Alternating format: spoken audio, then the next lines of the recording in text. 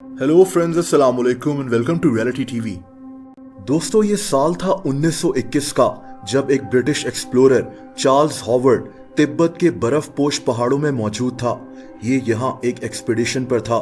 Charles एक पहाड़ पर था जिसका नाम लाकपा ला है, और यहाँ इसने एक अजीब मंजर देखा। इसे पहाड़ की बर्फ में कदमों के बड़े बड़े निशान नजर आए। चार्ल्स के मुताबिक ये निशान ऐसे थे जैसे कोई इंसान नुमा जानवर बर्फ में चला हो।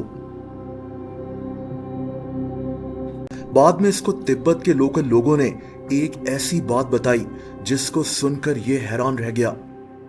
तिब्बत के लोग मानते थे कि बर्फपोश पहाड़ों में एक अजीब सी मखलूक रहती है। इसका कद 20 फीट तक लंबा हो सकता है। इसके जिस्म पर बड़े बड़े बाल हैं, और ये क्रिएचर्स तिब्बत के ऊंचे पहाड़ों में बर्फ में छुप कर रहते हैं। तिब्बत में कई लोगों ने इसको देखने का दावा भी किया था। वहां के लोग इसको यटी कहते थे। चार्ल्स ने इसका जिक्र अपनी किताब में डिटेल से किया, और यहीं से यटी की कहानियां दुनिया में मशहूर होने लगी।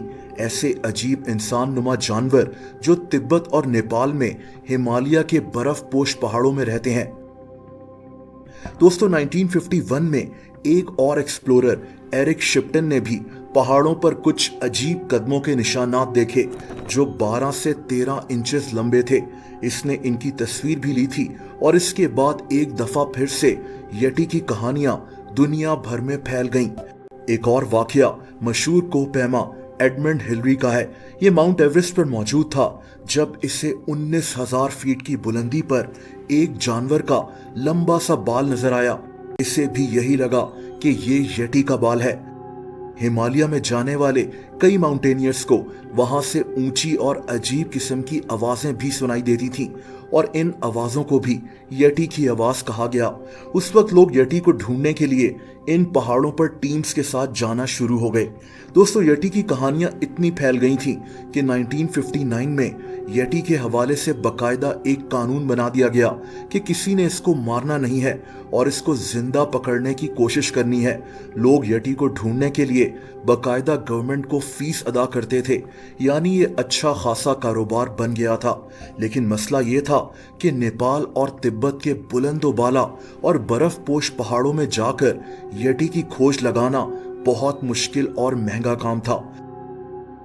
दोस्तों, ये साल था 1974 का, जब नेपाल के एक गांव में एक लड़की अपने मवेशियों को चराने गई हुई थी, जब इसके मुताबिक एक यटी ने इस पर हमला कर दिया। गांव वालों को इस लड़की के मवेशियों की लाशें मिली थीं जिनकी गर्दनें टूटी हुई थीं।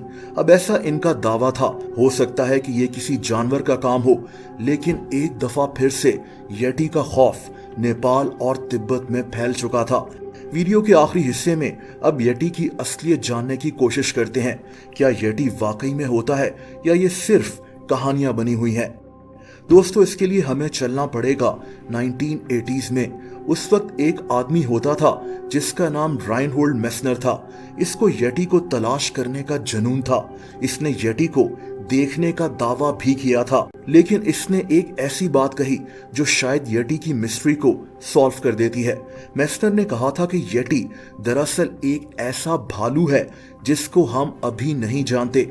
ये बेहद ऊंचे पहाड़ों में बर्फ में रहते हैं, और यटी एक ब्राउन बियर और एक पोलर बियर यानी बर्फानी भालू का क्रॉस है। दोस्तों, इंटरेस्टिंग बात यह है कि साइंस भी आज यही कहती है। जो बाल और हड्डियां वगैरह पहाड़ों से मिली थीं, जिनको कहा गया कि वो यटी की हैं, वो दरअसल भालुओं के बाल और हड्डियां थीं। यानी पूरा मुमकिन है कि यटी एक्चुअली भालू की ही एक ऐसी किस्म है जो बर्फानी पहाड़ों में कहीं रहती है, और लोगों ने इसको क्या से क्या बना दिया। बहरहाल, हकीकत अल्लाह ताला जानता है, लेकिन आज भी करोड़ों लोग यटी के होने पर पूरा यकीन रखते हैं।